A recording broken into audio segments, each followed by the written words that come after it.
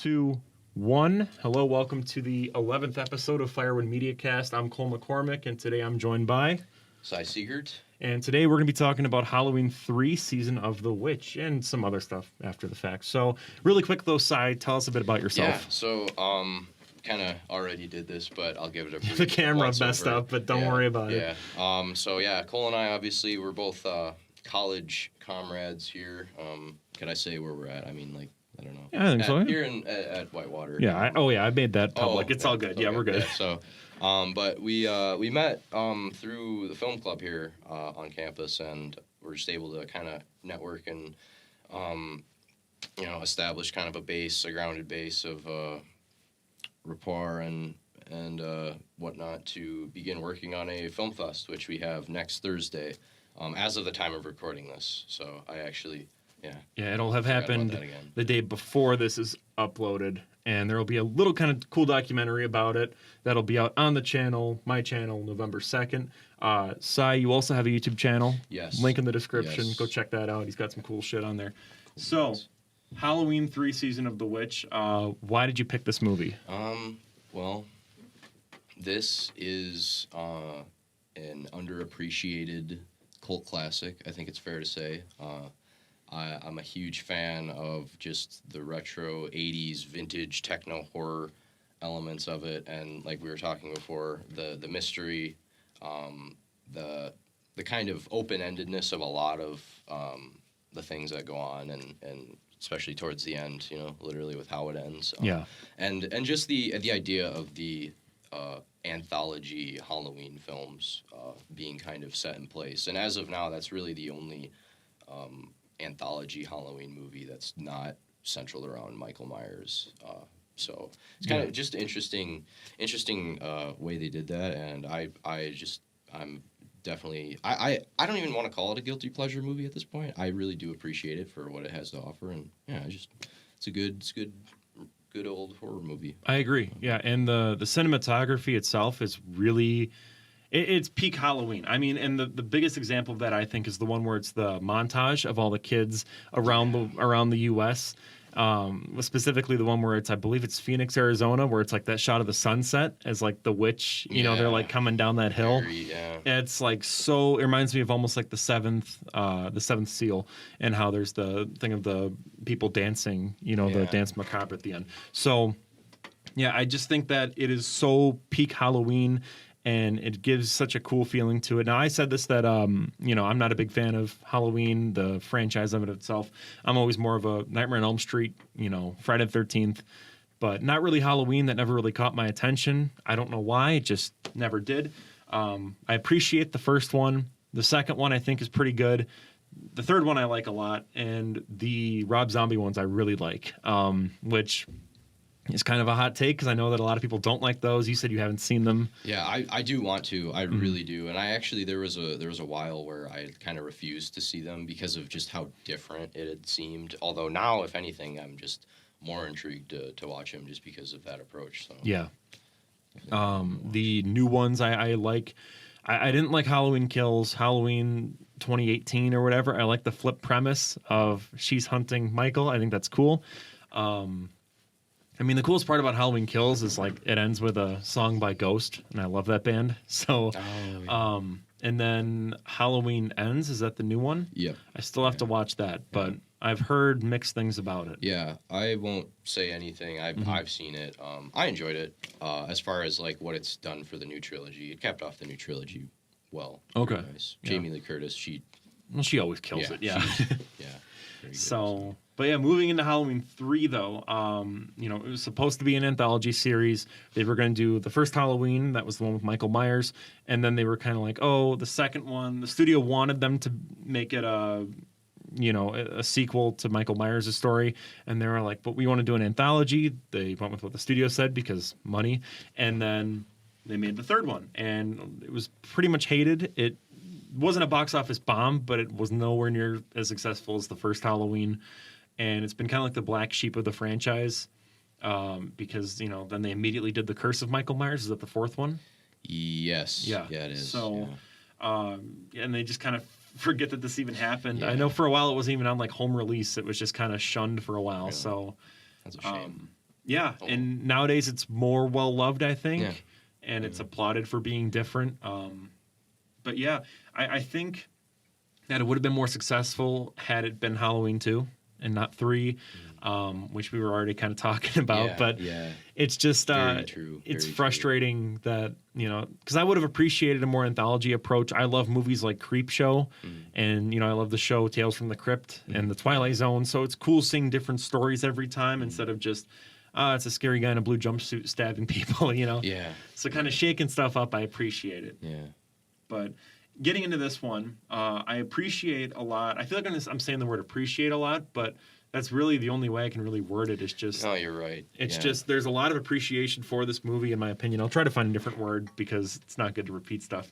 But what I like though is how quickly information is given to the audience and how it also isn't. We talked about it where at the beginning of the movie, that guy, he's being chased by that car, and then the guy in the business suit, you know, he's choking him out. He hits the guy with the business suit with the car, and then he goes to the hospital, and then some guy shows up and he kills him in like the most brutal way by like crushing his skull. Yeah, it's just. And then and then the guy lights himself on fire with gasoline in his own car, and then you're It's just all like, over the place. the fuck's happening? Yeah, no, it is. Yeah, it's. But at the same time, I was just thinking as you're saying that, you know, and you talk about appreciation, like this movie really did encompass so much as far as like what its plot was trying to do. I mean, really, like, you know, the typical evil old guy, you know, kind of pulling a Emperor Palpatine on the world and just kind of literally. I mean, just which is really cool to see them do that, and in a way that really It goes pretty far. It does. I mean, they kill kids. Yeah, it's and like you said about just all these random things happening. That just like I mean, I just think about like the masks themselves that are born, and like what happens when when the badge goes off, and if you've seen the movie, of course, that's what, you know. There's all these random things that happen to the person, and they're just essentially mutilated. But it's like how did that happen?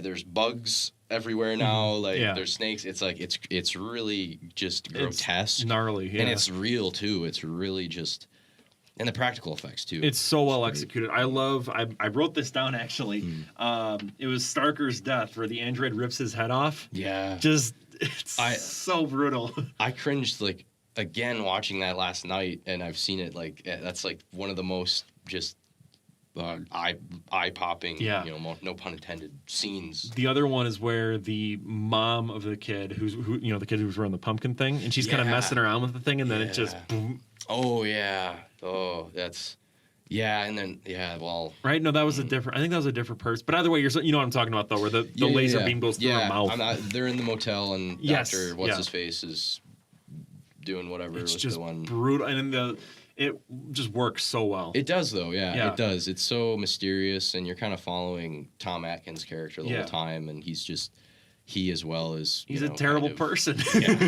He's just an awful guy. Like he gropes that nurse as he's like walking with her like it's no big deal, and he's an alcoholic, but he's a doctor. It's like I don't want him treating me. Yeah, and like you were saying about him being the hero of the story. Yeah, and despite being terrible. Yeah, but you said you had written in the notes that he's likable in that way. He's likable, sort of, and he's schlubby too. He's not like a Ryan Gosling type. I mean, of course, not exactly the A1 figure doctor, whatever. Right. But it just it really does work for that story and the character, and like, and it is cool. It is cool for him. Or it's interesting, I should say, how he just goes those lengths to just really, I mean, like he's trying to save the world pretty essentially. much. Yeah, I mean, and it's, I mean, he just brings you right down there with him right at that last scene. So commend the man for the performance. He has it's amazing performance. That end where he's screaming over the phone is just.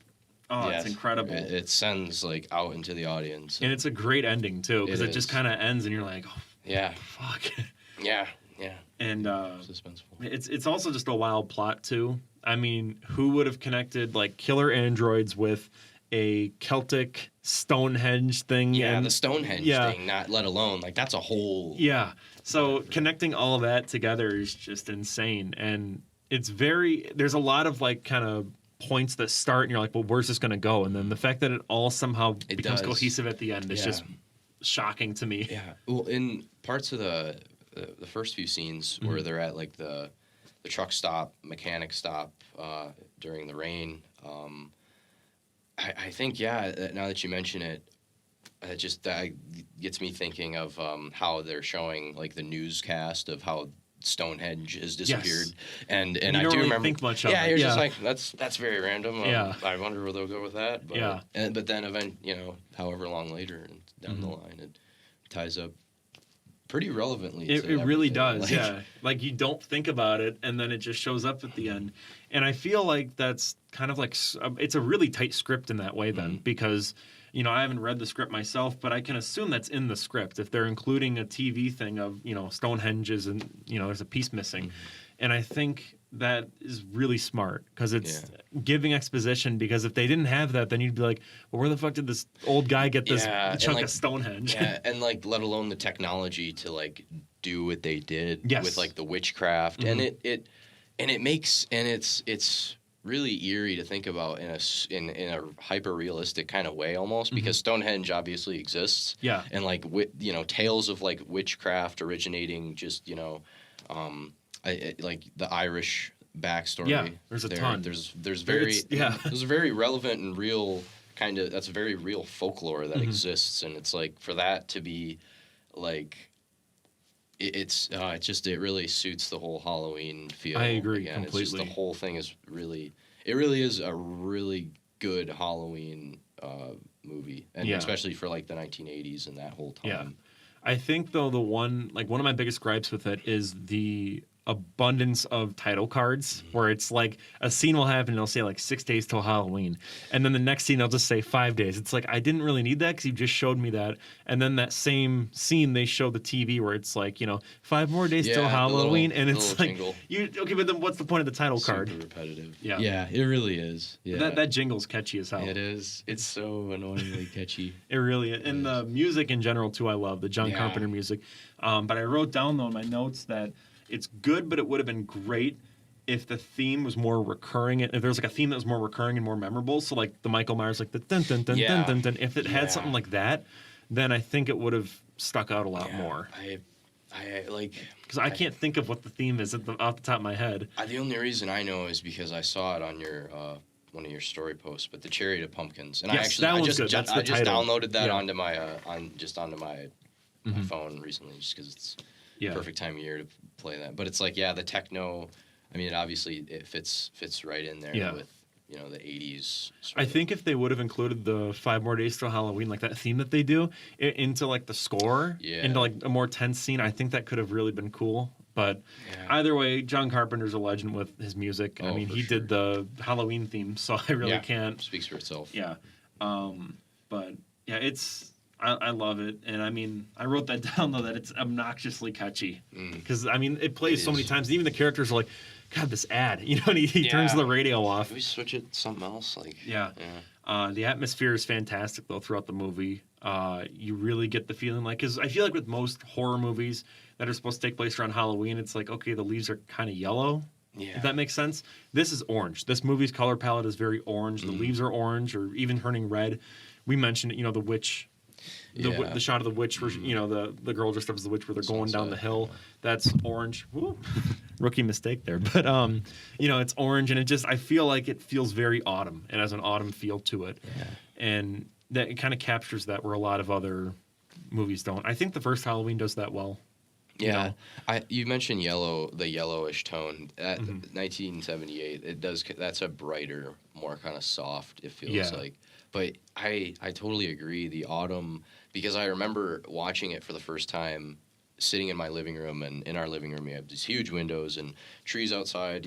Prime time fall, and of course living in the Midwest, it looks like.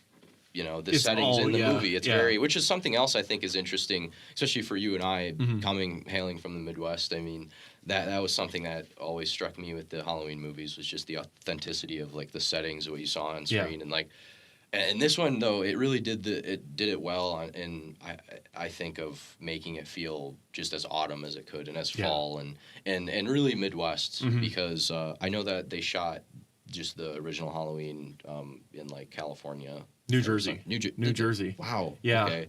Yeah. Well, So, I knew it was. I think like, it was New Jersey, I want to say, Okay. but Yeah. I know that it's supposed to take place in Illinois. Yeah. Which, I can fact check it. We can fact check it right Yeah. now. So it was Haddonfield was named after the New Jersey town. Oh. Okay. So it was filmed in L.A. You're right. Okay. Yeah, Nice. because I knew there was a New Jersey connection. I just didn't know exactly where. So I had never heard of that, so that's new. That's interesting. yeah, That's I new. watch a ton of. Well, back in the day, I used to watch a ton of Cinemassacre. Monster Madness, and Yeah. did you ever Somewhat watch his familiar. stuff? No. He did the Angry Video Game Nerd, so No. that's what he's No. most well known for. But he talked about that it was Okay. based on New Jersey, and I guess that's what it was, but I must have misheard it. But anyways, so New Jersey, I guess, is where it's kind of based on. But yeah, it's the '78 one though. I just think that it just has this vibe to it that is completely different because I rewatched it for a review that I did. I've been, if you're watching this podcast and you don't really know what's been going on the channel, we've been doing daily horror movie reviews. So go check those out. We covered the first Halloween. Now we're kind of covering 3 instead of 2. So, but yeah, rewatching it though, that was something that really caught my attention. It was like, this is really just has that vibe to it that I can't really explain. Like it seems like they really did pay that close of attention to that and to really just to just really sell that whole feel. Mm-hmm.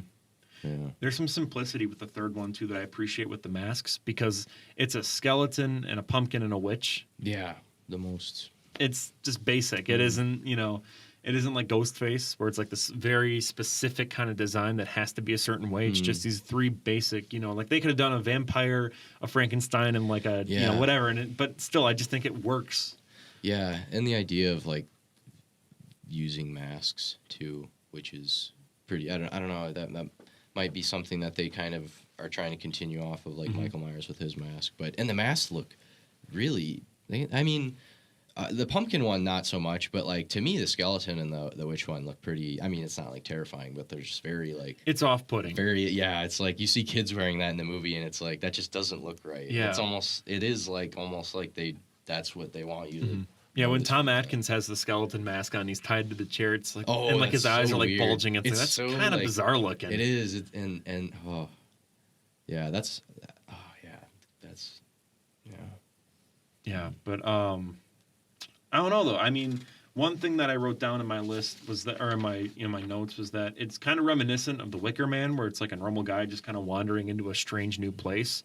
If you haven't seen have you seen The Wicker Man? I have not. Okay, so have you seen like Midsummer? Yes. Yeah, so it's kind of like that then, where it's like this normal guy just kind of wandering into like a bizarre place. Oh yeah, kind of like a cultish. Yeah. Society. Yeah, and I love how the guy that gets bit by the snake, right? How he's such an ass kisser to to like the corporate, like the main guy. I can't remember his name, but yeah, Cochran. Yeah. So I just love how he's such an ass kisser to him, and how it's just got that kind of like it's almost like it's critiquing the corporate ladder in a way, because that's kind of what you have to do, if you want to move up. And so. Just he looks utterly spineless. He's like, isn't he just a great guy? And he has his kid. It's just it does that it does that really well too. Of just kind of, it feels like part of the whole narrative with the advertisements repeatedly playing, and just the like, oh, he's Conal Cochran, he's the richest man in the world, by just selling gag gifts and Halloween masks and that. And it's like it almost does seem like it's kind of, it is just really, like you just said, really parodying and kind of mocking that sort of corporate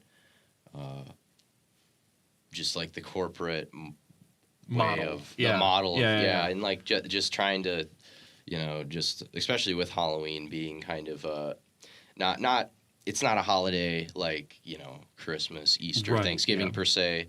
But in like Western culture in America, of course, it's very like it's just kind of come into its own. So it's interesting how this movie just like deconstructed all that and just made it into it's like this movie does feel like it should be like the Santa Claus of Halloween movies. I don't know. I get what you mean. Like, you know what I mean? Yeah. Like I needed to kind of like put that on like a thought pattern there, but that's kind of, I don't know. That's how I feel with it. Like it's a very like, okay, this is what Halloween is.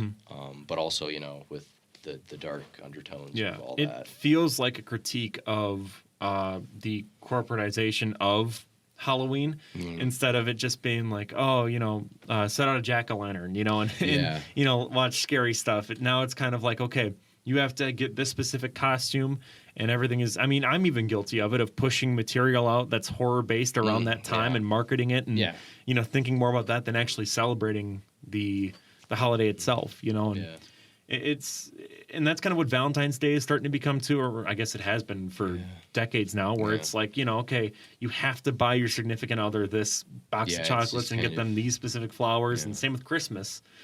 You know, that's very much like a religious holiday, and now it's becoming more of a, well, I guess it's just buy gifts, consumerism. So no kidding, but true. I think it's an interesting critique though of that side of Halloween, just, like, for sure. Really looking deep in there. Yeah. Mm-hmm. But I get what you mean though when you say it's like the Santa Claus of Halloween, because it does kind of just have that feeling to it of just encapsulating like all these little things. Yes. And like you, I can't stop thinking of that shot you mentioned of the pointy witch hat, and they're like, just and they're trudging their way. They're trotting their way down the hill, and then the siren come, or like the van with the siren on top that's saying, go home, make sure you go watch the Halloween special. Yep. And make sure you're wearing your mask too. Yeah. So there's definitely a statement there that they're making though, because there's so many Halloween specials out there, and it's almost like they're encouraging them to like, okay, stay inside and watch TV, watch our product. Don't go out and actually make real memories and have fun. Yeah, no kidding. That is like a really cool kind of way to kind of generalize for sure point of the movie. But I do think that, I mean, do you think it's the definitive Halloween movie in terms of the holiday, not the franchise, but like that's your go-to Halloween movie? At least, you can go on a more personal basis. For me, I would say like Halloween 1978. Okay, for me, it's like Halloween. That's like Halloween at its core. And that also comes off of like the influence of that being like pretty much the first horror movie I'd ever seen. Fair, so, and that being, like you said, it's lightning in a bottle. It's like, in so many ways, like the perfect slasher Halloween movie. Just like the crazy bad guy. But I mean, we all know. I mean, Michael Myers, and it just. I hope you could I get into like a quick little story? You do whatever you gotta do, man. Yeah, it's free. You're free this to is talk kind about of whatever. fun. I've always and like I tell this to my friends and family too. And my buddy Will, shout out to Will, who showed me Halloween, because my mom would never let me see any horror movies when I was growing up. But yeah, 3rd grade, watched Halloween right around the holiday, and I was staying over at his house, and that night I remember I literally could not fall asleep. And I made him go turn on all the lights, turn on Disney Channel on the TV, just so I could like feel comfortable enough to fall asleep. Because I remember, to be fair, he had this like window, this huge like sliding door window in his basement. And that's where you'd sleep like right there in the couch. But I just, being that young and not ever seeing a horror movie, and just seeing it.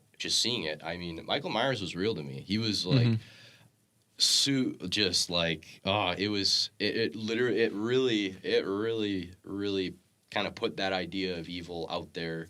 And I remember for like 2 to 3 months, every night, I'd look out over across the street. And we lived kind of out in the country-ish, but our neighbor had this big shed with this orange top light that would like shine right over the driveway every night. And like, the whole fall season and this was a few years leading up until I probably was like in 7th or 8th grade. That's probably when I would start to be like, okay, Michael Myers isn't going to show up out there. But every time around Halloween, especially that year, I'd seen him in like elementary school, especially, I'd always look out the window to see if the shape was stalking me. And that's just something for me when you talk about movies that embody just, the spirit of Halloween and just the idea of it. I guess I don't know, maybe I don't know if it is in itself. Halloween has grown to become, so much more now.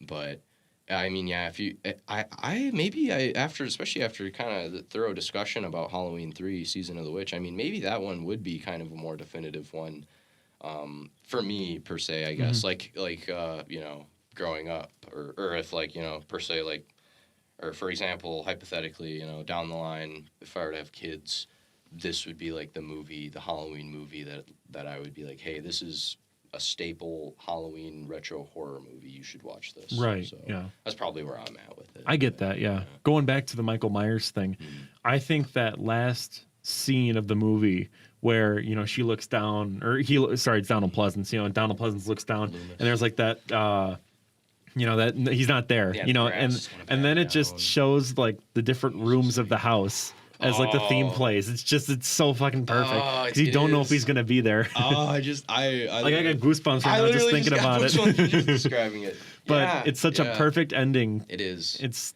so good. And that's like what every Halloween movie needs to do is like it needs to create this like this idea of some sort of evil that moves in the world, and then it's like it's got to send it out there. So then you're not feeling. So then you're checking over your shoulder when you're walking out of the theater. If you're talking about good horror Halloween movies, I mean, I feel like that's what everybody would ask for. Yeah, for the most I agree. part, who's a horror fan. But yeah, Halloween and Michael Myers. That's definitely that goes in hand for me. Mm-hmm. I really like 2007's Trick or Treat. If you've seen that one. That's with Sam. He's like that little kind of guy. He stands about like this tall. He's like the burlap sack. He wears like orange. If you've ever seen, I'm completely drawing a blank, but I feel like I know what you're talking about. Because he's more iconic than the movie itself. Like I think he's more well known than the actual movie. I probably have seen. You go to like what is it? Halloween Express, right? Is that what it's called? Spirit Halloween. Spirit Halloween. Thank you, Spirit Halloween. Yeah. Like you go there and you'll see Sam. Okay. So. Yeah. Which is funny because the movie's harder to find than Sam. So, but yeah, that's one where I think it really works well because it's all based around Halloween. Yeah. And Sam only comes to kill you if you like get rid of your jack-o'-lanterns too early. If you don't celebrate Halloween all through the night. Oh, so it is more of like a mythic Halloween. Like yes. You gotta sell. Okay. Yeah. That's cool. And so it's like an anthology though, and then they all kind of mesh well at the end. I love it. But that's one though for sure that you should check out because it's a lot of fun. I should cover that this month. I should like move stuff around and cover that because that's a good one. Yeah. There you go.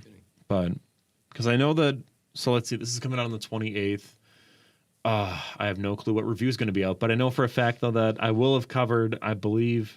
Well, my most recent review that I did because I'm still working on them now. I just did the Blair Witch Project, and that was one where I was like, "This is trying to be a Halloween movie and it's failing because it doesn't take place in autumn. It just doesn't have that." Central Halloween vibe to it. Maybe not it's trying to be, but to me it felt like this is just not really a good movie to watch in October. I don't know. Yeah, there are definitely a lot of horror movies, or I really haven't seen like a crazy amount, but I've seen a fair amount. So, but there's definitely a lot of I know what you're saying about horror movies that try to.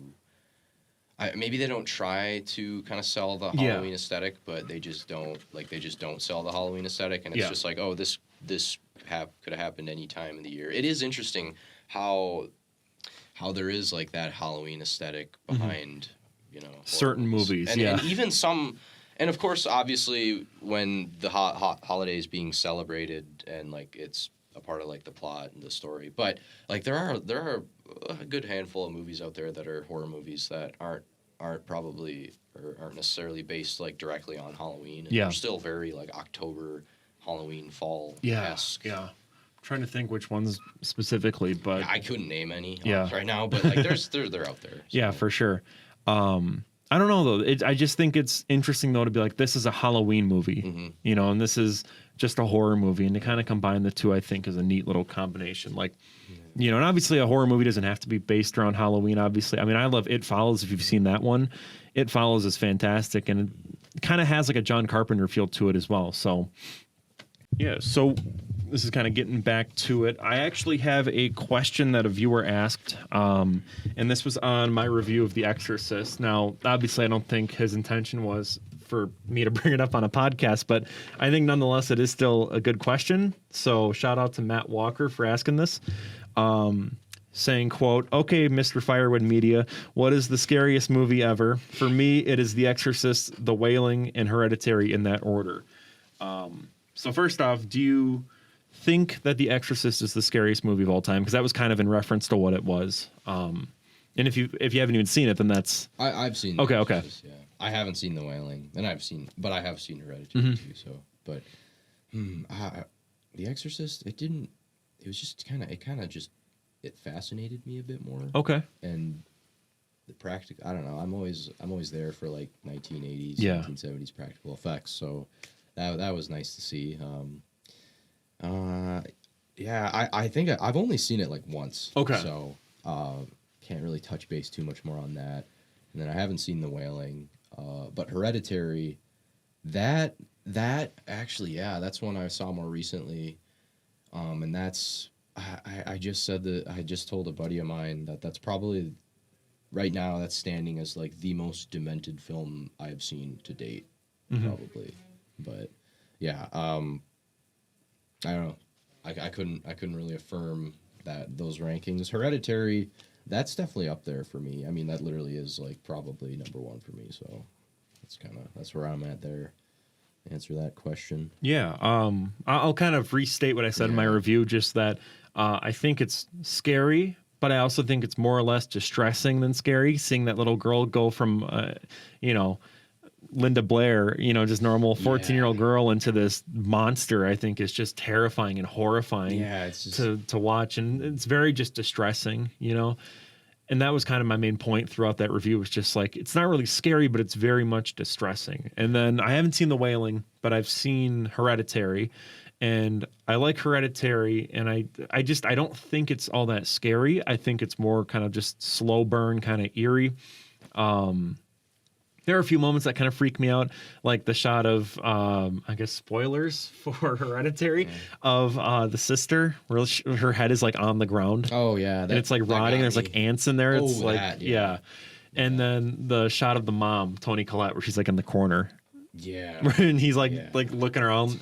Those are like the two ones that really got me. But otherwise, I'm just like, I appreciate this just for being a cool thriller. Yeah, I that's another one. I only have seen that one once. I do want to rewatch that soon here before the month of October ends. But I thought the build up, like you mentioned, slow burn. The build up just was so really cool to see, and just the little details, kind of like with like the little house. Yes, those and are. How I they love those shots. To integrate that, into the movie. And there were plenty of times where, or at least for me, where it was like, is this the mini house or is this like the actual room? Or and it helped kind of the viewer, the audience question like, oh, is this a dream? Is this whatever? Is this I don't know. It was just like very, just I don't know. Yeah, that movie overall just it had a lot of jump scary thriller type things. I think though the two scariest movies that I've ever seen, I mentioned this at one of the film club meetings, was the Poughkeepsie Tapes, and that's a 2007 kind of mockumentary where it's supposed to be like a true crime thing, and it's about this serial killer that never got caught, and it shows kind of like what he would do to his victims and the tapes, because he would film everything. So a lot of it would be kind of like from his perspective, and a lot of it looks kind of like YouTube cursed videos almost, just with how it's filmed, and it's just really distressing, and there's kind of like a narrative through line. Like there's one part where like they show you like one of the tapes and you're just like, that's absolutely horrifying. And basically like it was this victim who had like their stomach cut open, and then they put their spouse's head in the stomach, and then like then this isn't the real footage. No. Okay. It's not based on it. It's all fictional. It's all fictional. Okay. So yeah, that's why it's so effective though, because it's done like a Netflix doc. Really trying to connect the dots. Okay, that's a good. It's done like a Netflix doc though. It's really good. But then what's interesting though is like the next thing that they show is this investigator just walking along this line of all these tapes, like this whole room, like the hallway that we just walked through, and he's like, this is just one tape. Wow. And he's like, we try to get people to sit through it, and they had to get therapy to like sit through all of it, even though that's not actually, but because of that, like that almost was like unfiction, I think is the word for it. It's just, it works so well because it's so believable in a weird, twisted way. Yeah, I feel like you need that. Honestly, I know I think the scariest movies need that. Yeah, you need that. They do play off that. And the other one I think is a more well-known one. It's called Sinister, which is with Ethan Hawke. That one, I think the reason why it's so scary for me is the Super 8 stuff that he goes through, all those film reels, because seeing the kids kill their parents and then kids getting killed, it's like, I don't fuck with that. No, yeah, that makes me very uncomfortable. So it's like, it's in that same way of like The Exorcist. I mentioned in my review that scene of Mother Mary, the statue being desecrated. You know, I'm a Catholic, so for me, that's like heresy. You know, it's like blasphemy, but I love it because it fits the narrative. Kind of like, But, you know, same thing though with Sinister. It's like, it's so creepy and it just works. But that's a movie that I had to take a few days to watch. Like, I'd have to like pause and be like, I'm coming back to this later. I want to sleep tonight. I was another one that it was kind of like one of those like high school sleepover with type of movies to watch. And super, just talk about demented very, with the kids. I'll never forget the lawnmower. That one. Oh, yep. Oh, I shouldn't have even said it. The lawnmower scene. Oh, man. Because I've talked to like a few people about that movie, and every single one is like the lawnmower scene, the lawnmower scene. Everyone brings that up, and it's like, right. Yeah. No, it's wicked. But so the movie, I don't know, this is just a little trivia about that movie. I watched like a making of thing, and they didn't have a title for the movie. So it wasn't until like they were editing it, and it was the part where the kid goes like this as the car is burning. He's like, you know, shh. And one of the editors or whoever went, oh, that's so sinister. And then they checked to make sure that wasn't a title, and they're like, okay, we can use it. That's cool. So that's cool. I appreciate that. Yeah. You kind of let it go, or let it, like a title kind of create itself. That's dang. Yeah. Ooh. I think movies, though, don't really scare me as much as YouTube videos that are like supposed to be creepy. It's like, you know what I mean? Like, I don't know if you know like the ARGs or... I think I know what you're talking about. Yeah. So I'm trying to think of ones that freak me out. Like, I don't know if you've seen like Obey the Walrus. That one is that's a classic. I don't even like talking about it because it's so creepy, but it just shows this like kind of cartoon like face, and it like talks. It says a bunch of like, YouTube. Yeah, they're all on YouTube. I might need you to send me some. I'll send, I'll link them all in the description for this too. But yeah, Obey the Walrus is one where it's this like kind of, it looks like a 3D. Oh no, I'm not gonna watch it on my school account. But I mean, I'd be down. Yeah, I would too. It's just I don't want to get in trouble because that is fair. But anyways, so yeah, it's this like kind of 3D face, and it's like talking, and then it all of a sudden it just cuts to this person who is an actual person who had polio, and so they're kind of like moving around, but it looks all creepy because it's like filmed at their angle, and it's just, the music is weird, and it just scares the shit out of me every time I see it. There's another one that's really well known called Blank Room Soup. You've seen that one, where it's a guy who's like eating soup and he's crying, and then these like weird masked figures kind of like walk in, and they're just like patting him on the head as he's eating. That one was like a creepypasta almost. Maybe I might be thinking of something else. But even stuff that isn't like that's old YouTube. That's like 07 era type shit. So it's older, but I think though, even like analog horror stuff like the Mandela Catalog, if you're aware of those, and like trying to think, Gemini Home Entertainment, those really freak me out too. Just, I don't know, those, there's just a vibe to it, and I think there's like a disconnect between I'm gonna go see this movie in theaters to I'm just online and I found this. Oh yeah, true. And I think if a horror movie took that vibe and ran with it, it could be really effective. That's why I think the Poughkeepsie Tapes work so well, though, because it's like, this is supposed to be real in universe. And that's why I like Sinister, too, because it's like, this is real in universe of this brutal stuff happening.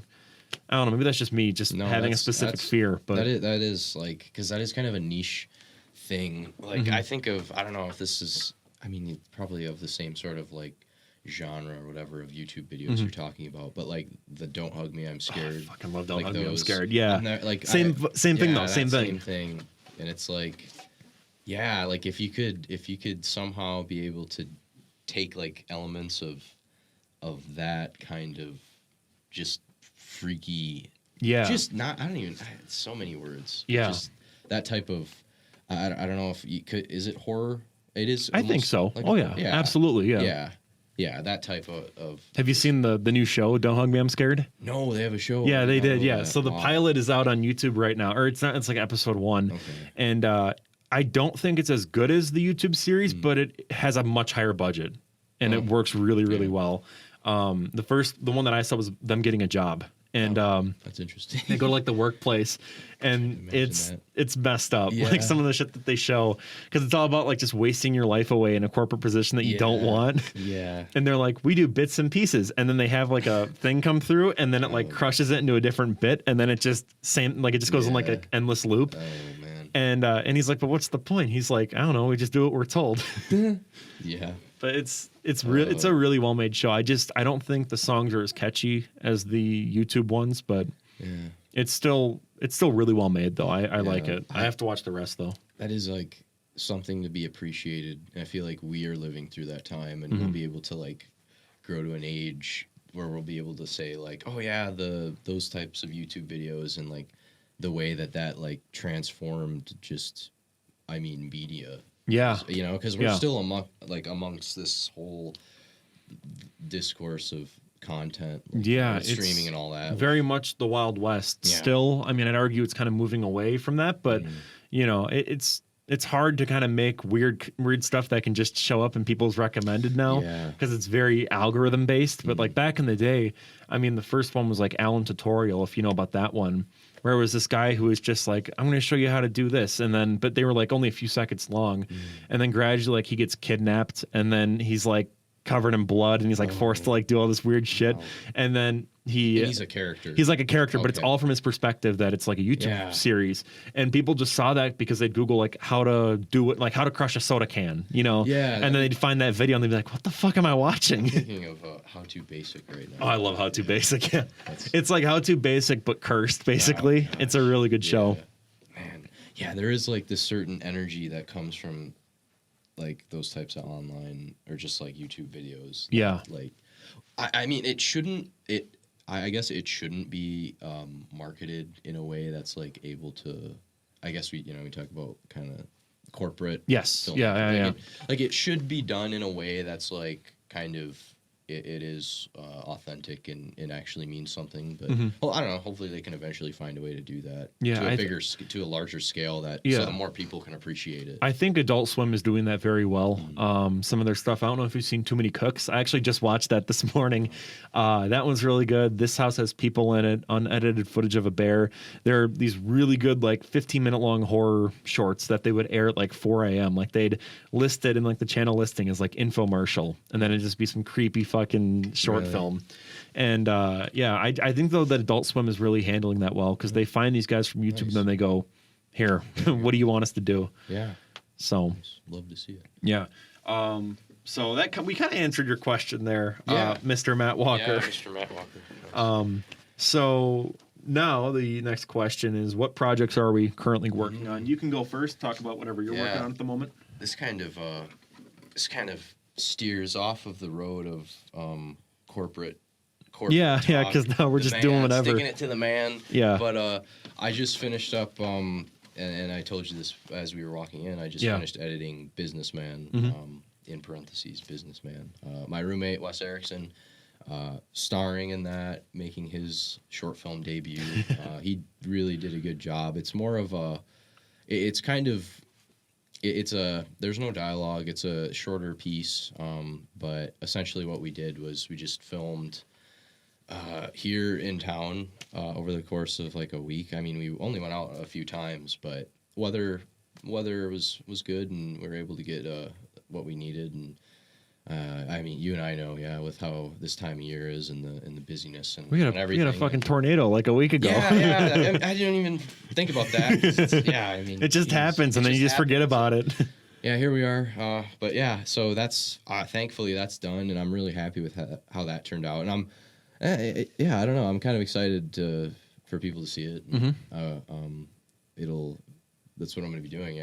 After go home tonight, I'm going to upload that. But awesome. Yeah, and then after that, I guess I kind of want to steer towards the future, the next project, because that's kind of what more of the focus is going on after this. But just really quick, could you try to like move the mic just like tilt it a little bit towards you? Like good? Yeah, there you go. That should be good. Okay, nice. Now we're good. Okay, cool. So shameless County Studios plug. Hey, don't worry about it. But yeah, I mean, just kind of working towards a project that I hope to shoot this winter.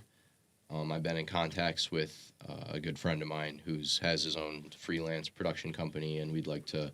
We've been kind of working together on things, but we've never released any of the projects we've worked on. It's been basically just all for fun and just to kind of test it out. But we're both at and we've both been pretty busy, but we're kind of coming together to work on this. Don't have a title for it or anything, but it'll be kind of well, actually, I do have the title. It is going to be called The Road Between Realities. So it's going to be like the definitive piece that will be one of the cornerstones in County O Studios. So I'm excited for that. That's kind of why. Is it a feature? Is it short length? It's a short film. It's definitely going to be a shorter length project. Ways to go as far as like production. I've got some. I'm going to get pretty ambitious for this as far as like prop stuff, which I think like that's kind of something that I like to delve into. Those are cool. But yeah, so that's where I'm headed as of now, and I'm just kind of taking it day by day, I guess. That's all you can do. Yeah. I'm working on like 20 different things right now. So I'm trying to think. Let's kind of make this a linear timeline so everyone can understand what'll be coming out and when. So October 31st. I don't want to give too much away, but the title is called Attack of the Man-Eating Werewolf from Mars, and that'll be out on Halloween at noon Central Time. So super hyped about that. That one I'm just wrapping up filming tomorrow, so that should be fun. And then on November 2nd, you'll see a documentary about the whole festival thing that we did. And then November 4th will be Skinwalker 95 or 94. Skinwalker 94. Yeah. And that's really cool. It's kind of like a little tribute to analog horror stuff, which I really love.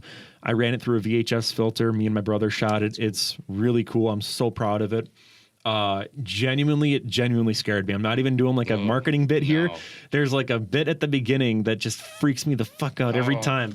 And it's not even like something that we filmed. It was just something that I kind of threw together because I filmed this like second part of it. And I was like, this kind of works, but I feel like there isn't much context building up to it. So then I added this stuff where it's like explaining it. And then I'm like, this works really well. And then I just kind of combine the two into like one thing. And it works really, really well, I think. Nice. It's only about 2.5 minutes, but so that'll debut awesome. At the that'll debut festival. At the film festival. Nice. Everything that we're talking about will debut at the film festival first. Awesome. I mean, I'm not sure why we're hyping it up now because but it'll already have happened. But then November 18th, Layla Nowak, who has done a few movies. I mean, she's done Wayward Sons. She's done the sound work for that, which isn't out yet. And then she helped out on Career Minor Leaguer as well, doing the sound work. She's going to make her first short film directorial debut. We're going to film that tonight, recording it. And then that'll be out November 18th. And then, I swear I had like one more thing. The 11th, I have a project that might be coming out. I really want it to. And and then we're also doing a Christmas special, which is going to be a lot of fun. Let's go. Right now, the working title is Elmer Fulmer Presents Christmas Around the Globe. And so we're going to I have it in my notes, actually. I'll pull it out. I'm really happy with this because it's going to be about 30 minutes long, like a full-length TV show pretty much. And it's pretty funny, I think. Kind of taking nods from like Joe Parra Talks With You, if you've seen that. Yeah. So we're going to Rome, Belgium, Denmark, Brussels, Scandinavia, London, and Norway. And hoping to have some fun guest stars on it. Whether or not we're actually going there is you'll find out. So I'm really excited about that. And then going into 2023, I'm hoping to do a short film every month. Sometimes it might be 2 a month, but I know for a fact that I have this trilogy of like a Western that I want to do where it's like 15 minutes for each short. And we filmed part 1 like 2 years ago, but it was on an old camera. And I mean, I still have the footage, but it's not as good as I'd like it to be. So I kind of want to remake it and then do the other 2. And then I also, we've been working on this movie called The Foxhole since August. And we should have that out by January, I want to say. And there's actually... It's kind of funny. It's on the channel. It's called the Starbucks Chocolate Milk Rant. We were filming, and then that was something that we filmed while filming that project. I randomly clicked on that video while first. It was my friend just bitching about chocolate milk. But yeah, so that's kind of what I'm working on. Just, it's so much shit. Because I also have Wayward Sons. I've started writing my 4th and 5th feature right now, so it's just it's pure chaos. Mind you, school, college. Oh yeah, and school is a thing too. Yeah, so but yeah. Oh man, I'm so excited though for winter break. I'm gonna get so much shit done. Amen to that. But I am gonna take a solid break though throughout November because October's killing me. Yeah. There's so much shit I'm doing right now. I mean, this is irrelevant to I don't time care. right now. It's all good. I woke up last night. Go to the bathroom and I noticed, or I saw you. I was checking Instagram and it's like it was like minutes ago.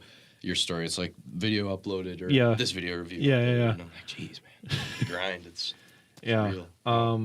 They're good though. They're great. Oh, thank you. And for a lot of movies that I have never even seen, a lot of horror movies, I kind of been just glossing over them by those. So, yeah. So next year I'm going to carry on with this. I'm going to do it again because it's been so much fun to do. But I definitely want to try to be on camera for it and have more of a personality and make them longer and more in depth. It's just hard because it's like I did these like a week before they came out. So it's so limited. Yeah.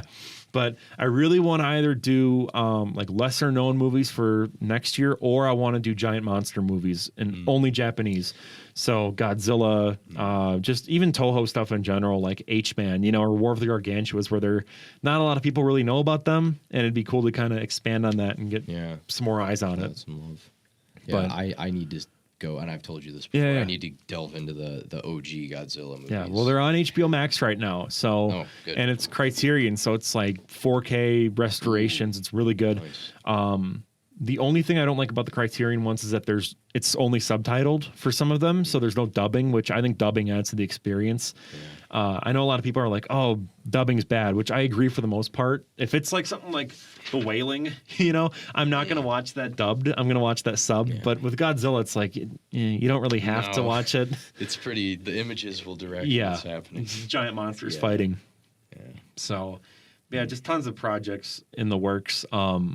My next feature after Wayward Sons is going to be there's 2 ideas that I have kicking around without giving much away. One is a straight on like heist action comedy thing, and the other one is just a straight up like black comedy horror. Like it's probably the darkest thing I've ever written, and it's also one of the funniest things I've ever written, and it's nuts. I'll tell you about it after we stop rolling. Yeah, you don't know.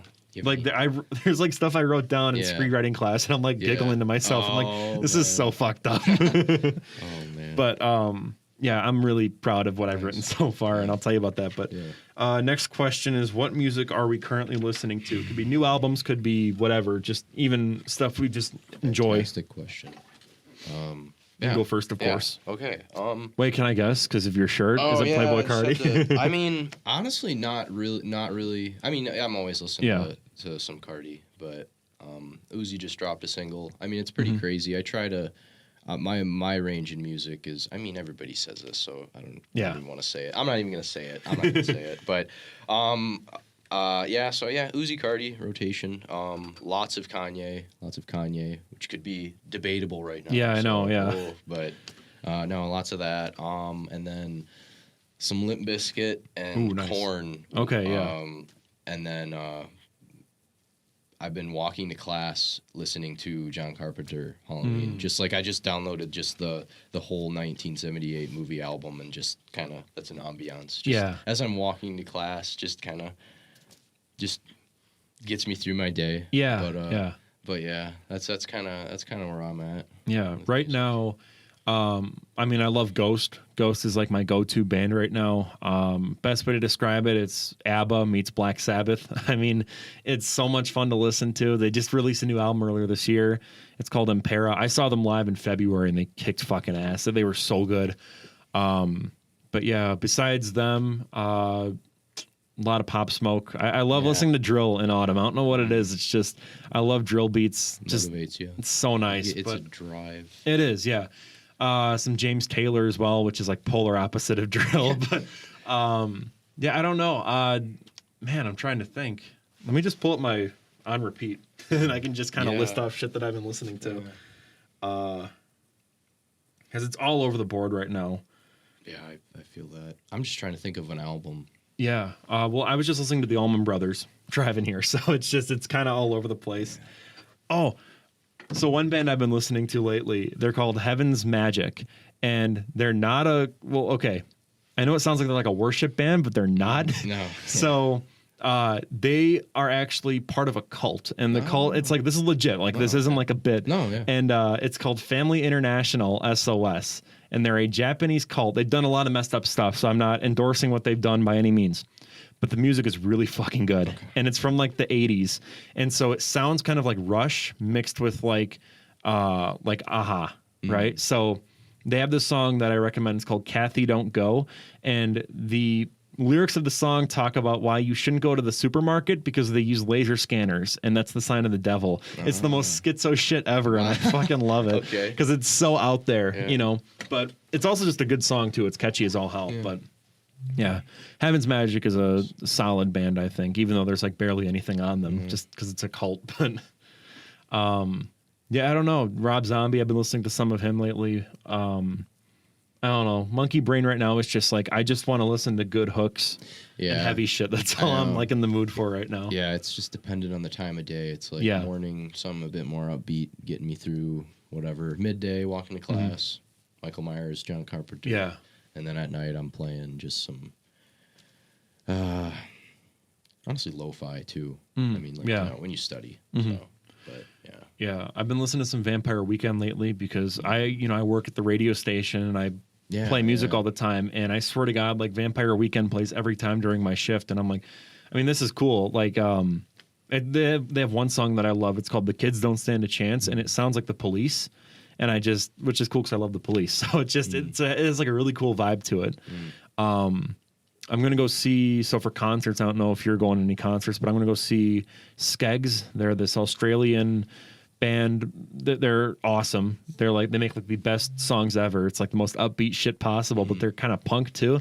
And so they're coming to this place in Madison that I'm going to go up there on the 29th of November. So I'm pumped for that. And I'm hoping to see Death Cab for Cutie in June because they're coming to Milwaukee. So yeah, I don't know. I don't have any concerts on the lineup. I usually do.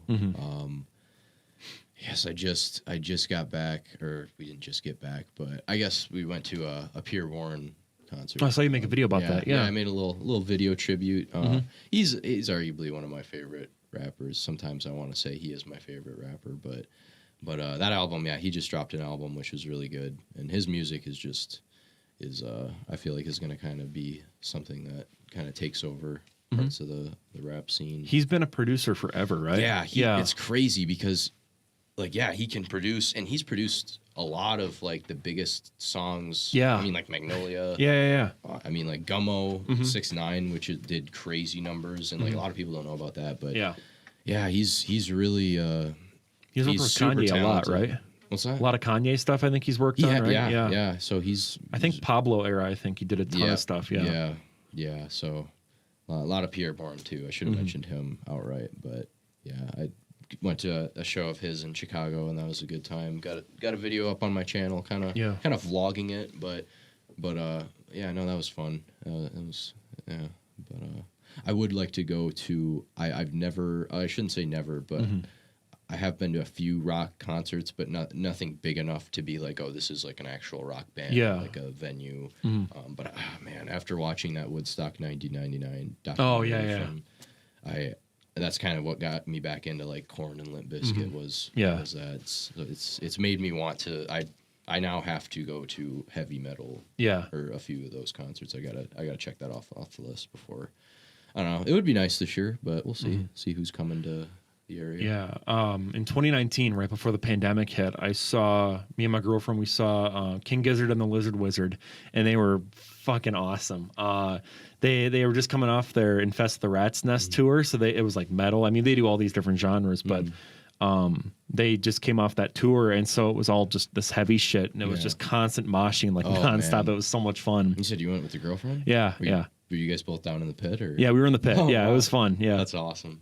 But she just went to Riot Fest in Chicago, and she saw My Chemical Romance, which is like one of her all-time. I think it is her all-time favorite band. I mean, she loves all that emo crap. I didn't go because I just don't like Chicago. I feel like it's very dangerous. I mean, that specific area, the Yeah. Riot Fest area, I didn't Yeah. really want to go to. But anyways, I had tickets to go see the Yankees with my buddy Sam. Oh. And we were like almost front row, Yeah. like right behind home plate. And that was fucking awesome. Not Miller Park. Miller Park. Yeah, Miller Park. Miller Park. It's called Miller Park. Yeah, well, it's American Family Field, but it's that's Miller right. Park. Yeah. Because I was going to correct myself, but then I'm like, no. It's Miller Park. Yeah. I'm calling it that. I'm sorry.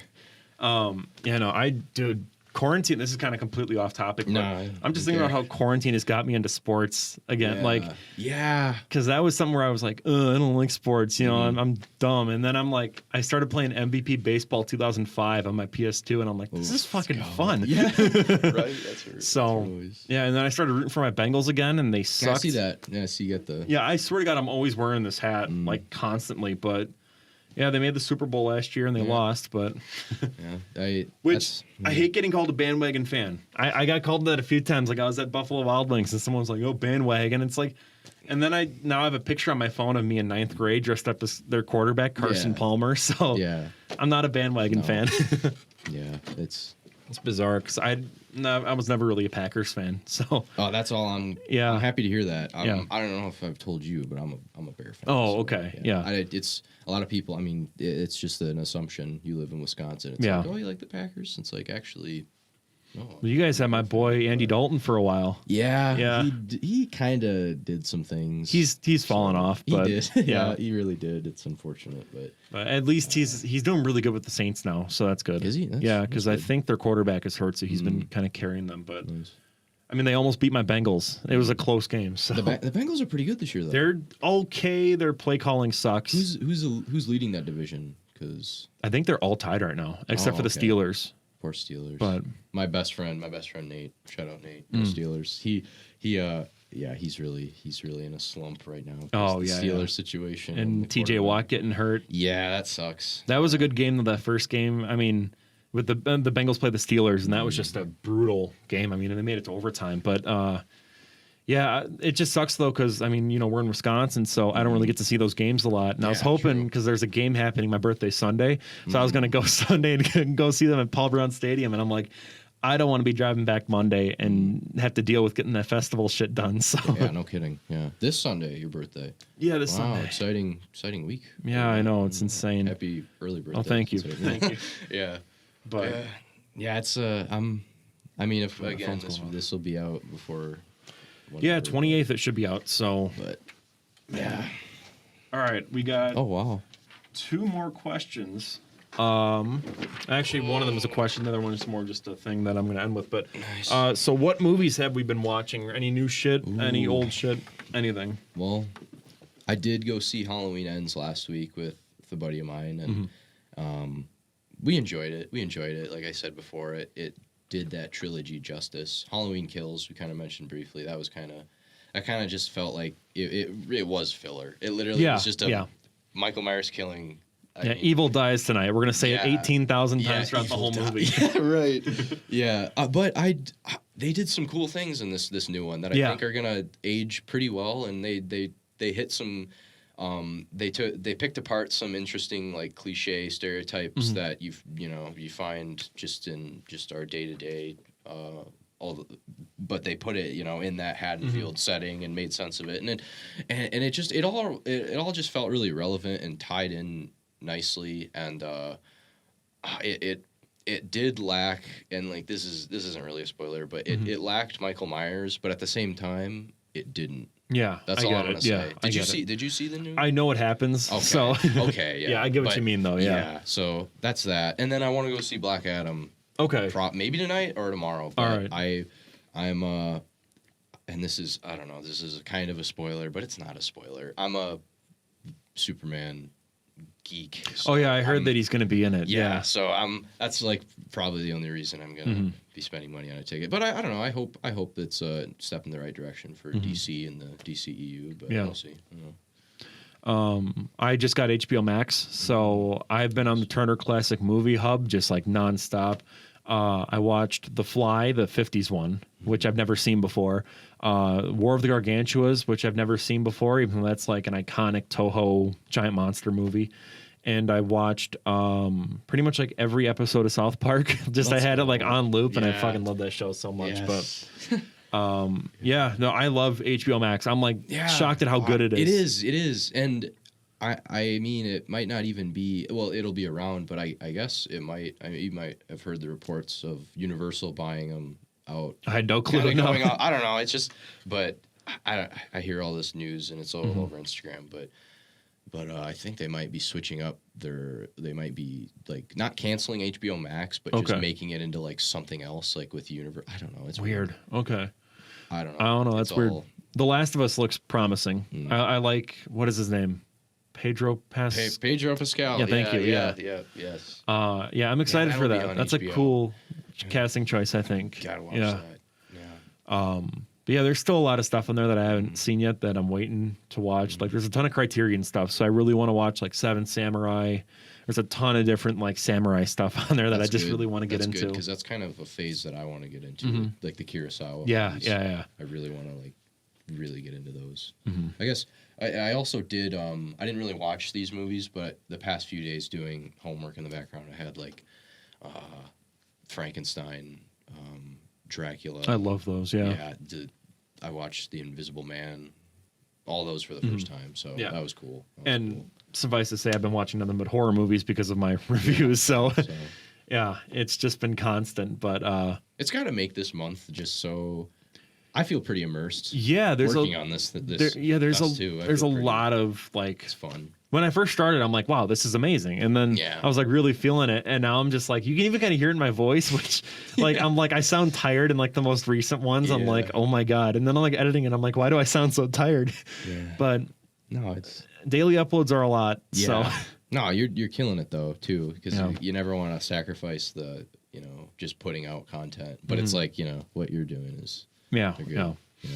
Now I'm worried though, because like there's a lot of people on the channel that want like reviews, and I'm like, I don't want to do reviews. True, So that's kind of something that I'm worried about, but you at the can. same time, So it's on. You have this well established. So true. There it is. Yeah.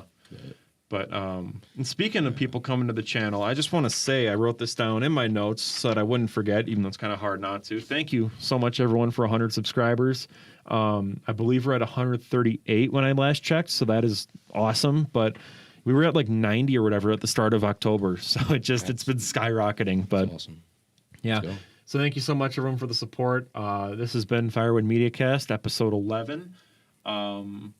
It's been an honor being here. This is just a cool studio space. It is. I think I want to film more stuff here because this is awesome. This is comfortable. I'm very relaxed. It's so quiet and I love the soundproofing in here. So this is cool.